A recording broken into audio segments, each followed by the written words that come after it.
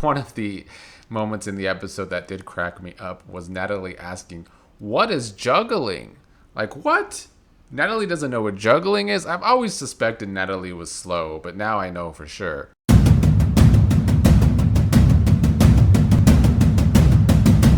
Yo, what's up, everybody? Here to talk about last night's amazing race episode, the most entertaining episode so far this season by far. I think it's because this was the first time this season I enjoyed every single challenge they had to do. I thought every single challenge was very entertaining.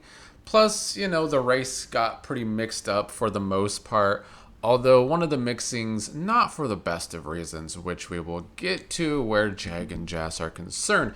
But per usual, I think I'm just going to go down in the places everyone got and talk about what I thought about their games in last night's episode. So Tucker and Eric end up in first place, which I do enjoy seeing because, as I've been saying so far this season, I do think, if anyone is going to be a strong contender up there with Jag and his brother, it's definitely Tucker and Eric. And today, last night, they took a risk to get to first place. They were the only team to try the Rubiks Cube, which would get them straight to the pit stop. Now, I agree with what a lot of the other teams thought as soon as they saw Rubiks Cube. Who the hell thinks they're going to be able to do that? But it did have directions, but still you had to finish it in under 7.5 seconds. Very difficult, even with the instructions, I would think. But it didn't seem to take them that long because they were able to complete it and go straight to the pit stop and get first place. So they used their fast forward and now end up in first place. And I like it. I do like Tucker and Eric so far this season. As I've said in the past, Tucker can be very distracted, which I think will hurt them. But like we saw on Big Brother with Tucker, he's willing to take risks. Sometimes they're very stupid risks, but this risk paid off, so that was good. Now, Natalie and her sister Stephanie started the episode in first place, and probably without the fast forward would have wound up staying in first place. They get second place at the end of this episode. It was also Natalie's birthday. That's the reason the episode prior that Jag and Jas gave them first place, basically. In this episode, the top 6 teams had to... all the teams had to get on a train to Budapest. The top 6 teams got the early train, but it had a lot of stops. The bottom 4 teams got on a train that started later, but had no stops. It went straight through. And that meant the bottom 4 teams could actually sleep on the train because it was overnight. Well, the top 6 teams couldn't sleep.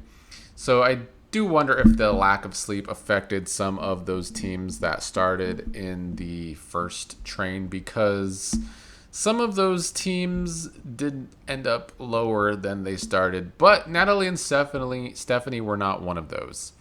They were killing the challenges, really, too. They were first to the roadblock, which was the horse course, where you had to basically lead the 2 horses through a course. Natalie, I don't remember who did that, but whoever did it did very good at that. And then they were the first to get to the House of Houdini to unlock the boxes.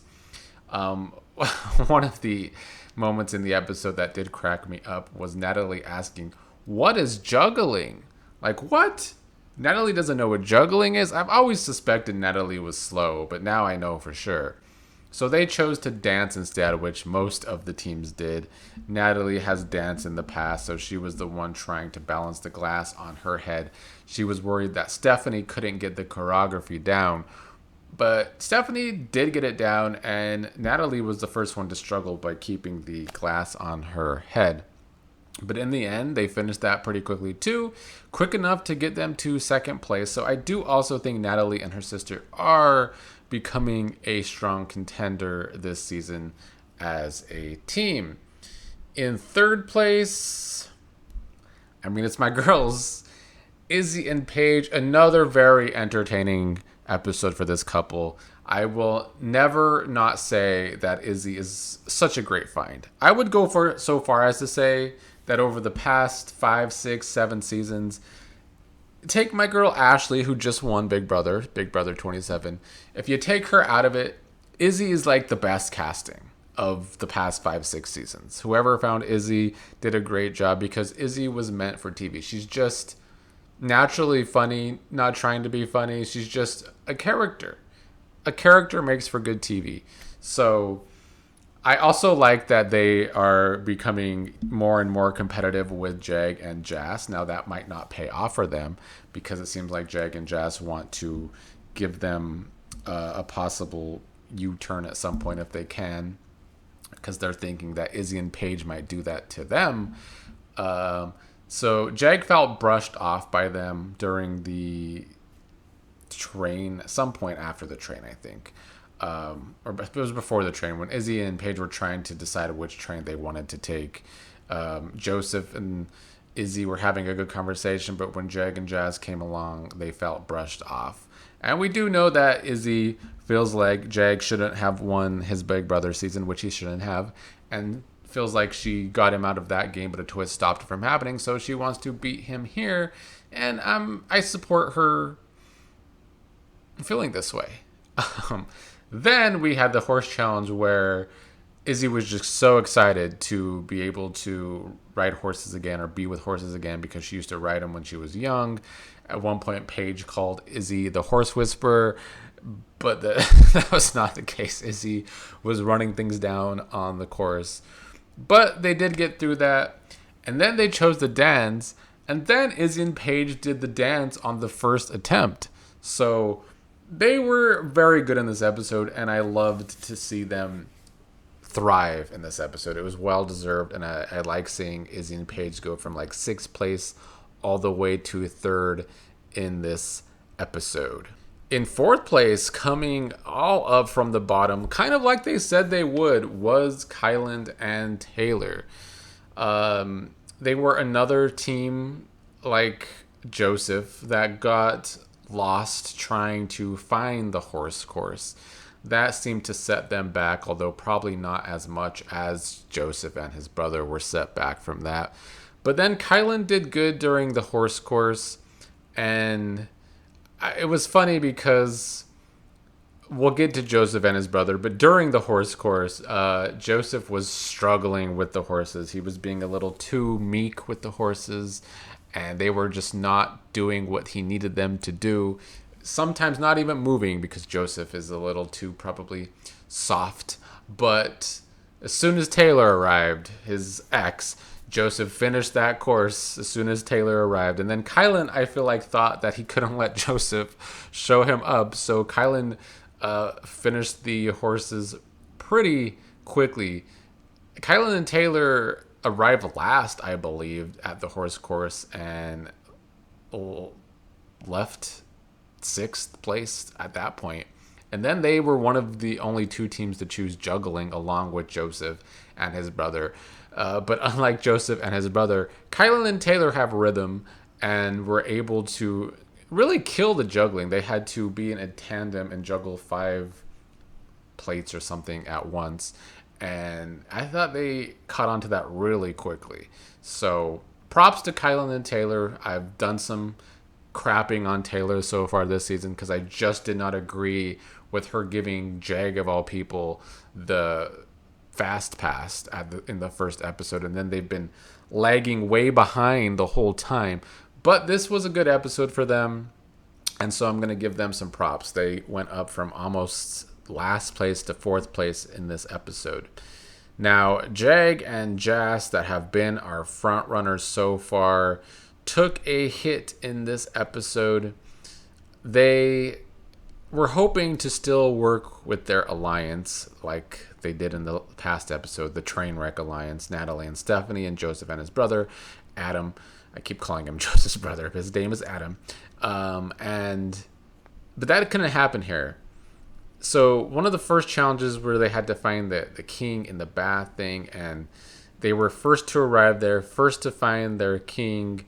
They decided to not attempt the Rubik's Cube. They could have had that choice, but they did not. But what set them back is it was not good to watch, honestly. It was taxis not stopping for them because they wear a turban, basically. So it was definitely racism played a part in why they lagged behind in this episode, because they finished that first challenge first, and then they just couldn't catch a taxi while all the other teams were able to catch taxis easy. And so it wasn't until they put the hoods of their coats over their heads and cover the turban that they immediately get a taxi over that. So yeah, Budapest not coming out of this episode looking good when it comes to racism against turbans.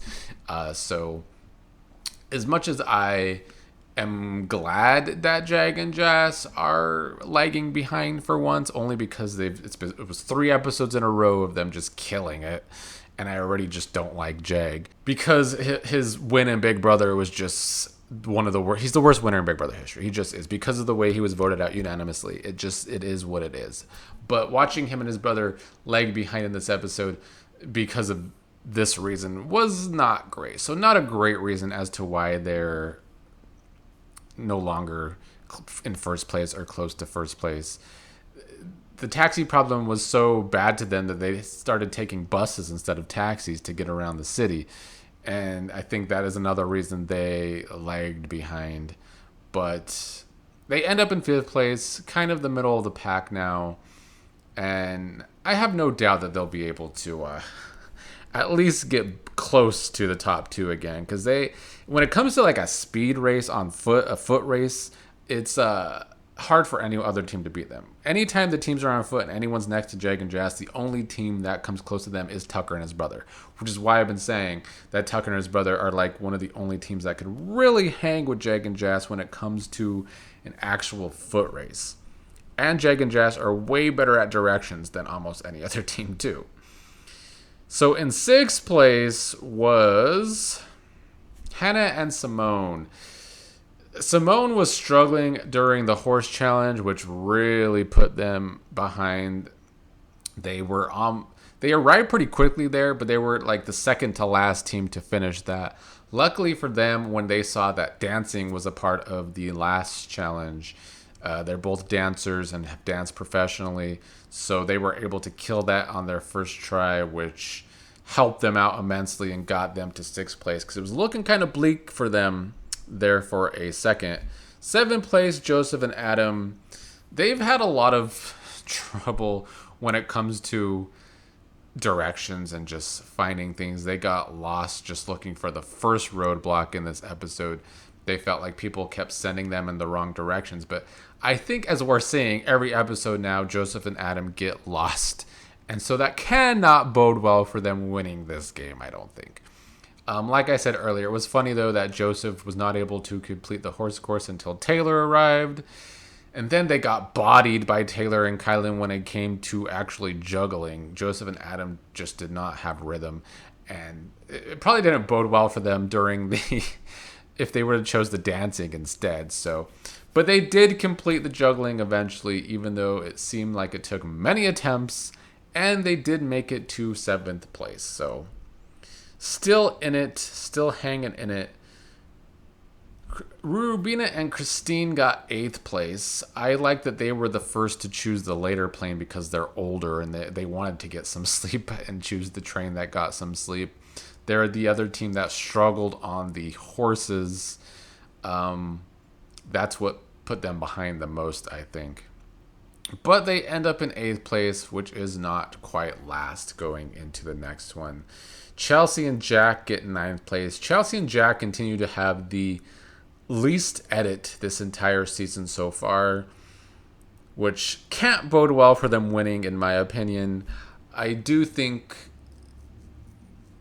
they did fine in this episode. I don't remember why they were so far behind. I feel like Jack did pretty good during the horses, so they must just have been behind with directions again. They have kind of been a similar team to Joseph and Adam, and they've had their own problems getting to places, but not nearly as bad as Joseph and Adam. But they are behind Joseph and Adam now in 9th place, which will be last place going into the next episode. But last place for this episode, and I love to see it. This is another reason why this was the best episode of the season so far. Yeah, this episode was very entertaining with very entertaining road blocks and challenges. But Kat gets eliminated. I've been waiting for this since the beginning. And I knew it was going to be with a downward spiral. All the crying again, much like we saw in the first episode.